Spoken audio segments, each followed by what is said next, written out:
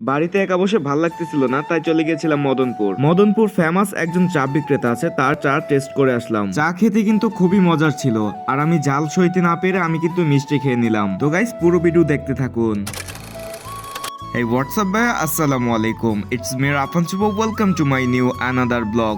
So guys, কেমন আছেন? আশা করি ভালো আছেন। আপনাদের দোয়া এবং ভালোবাসায় আমিও ভালো আছি। বাড়িতে একা বসে ভাল লাগতেছিল না, তাই রাকিবকে বললাম চল একটু ঘুরে আসি। আর যেমন কথা তেমন কাজ, রওনা করে দিলাম। আর রওনা করতে শুরুতেই জ্যামে পড়ে গিয়েছিলাম। আর এখানে কিন্তু রাস্তার কাজ চলতেছে, যার কারণে জ্যামটা ফেস করতে হয় সবার। কলেজ পাড়ি দিয়ে আমরা চলে গিয়েছিলাম মদনপুর। আর মদনপুর স্ট্যান্ডে গিয়ে আমার কিছু ফ্রেন্ড ফলোয়ারের সাথে দেখা। তারপর আমরা ভিতরের দিকে ঢুকে পড়ি। ঢোকার পর আমরা দোকানের দিকে চলে যাই। এই চায়ের দোকানের চা অনেকটাই মজার, আর এটা মোটামুটি অনেকটাই ফেমাস। আর যেতে যেতেই কিন্তু আমরা চায়ের দোকানে আইসা পড়ি। আর আইসেই কিন্তু আমরা দুইটা জাল করে চা অর্ডার করে ফেলি। আর এখানে কিন্তু বিভিন্ন রকম চা পাওয়া যায়, আপনাদেরকে চার্ট লিস্ট দেখিয়ে দিলাম।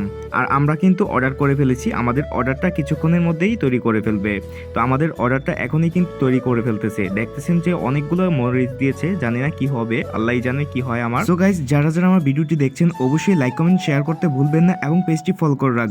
এখন থেকে নতুন নতুন ভিডিও আপনাদের উপহার দেব। আর কোন কোন ভিডিও আপনাদের ভালো লাগে অবশ্যই কমেন্ট করে জানিয়ে দিবেন। সো গাইস, অবশেষে কিন্তু আমাদের চা বানানোটা কমপ্লিট। আপনারা যদি এই চা টেস্ট করতে চান তাহলে অবশ্যই আপনাদের সোনারগাঁও মদনপুর বন্দর ব্লক আসতে হবে। আর এই দোকানটা কিন্তু মদনপুর মার্কেটের নিচতলায়। সো গাইস, অবশেষে কিন্তু চাটা আমার হাতে চলে আসলো। আর চাটা দেখতে অনেকটা কেমন জানি, আপনারা দেখলে হয়তো আপনাদের জিভে জল আসতে পারে। আর আমার জিভে তো প্রথমেই জল এসে পড়ছিল। আর হ্যাঁ, টেস্টটা অনেক মজার ছিল, অনেকটা ফিল কাজ করতেছিল। আর অবশেষে কিন্তু আমি খাই ফেলছি।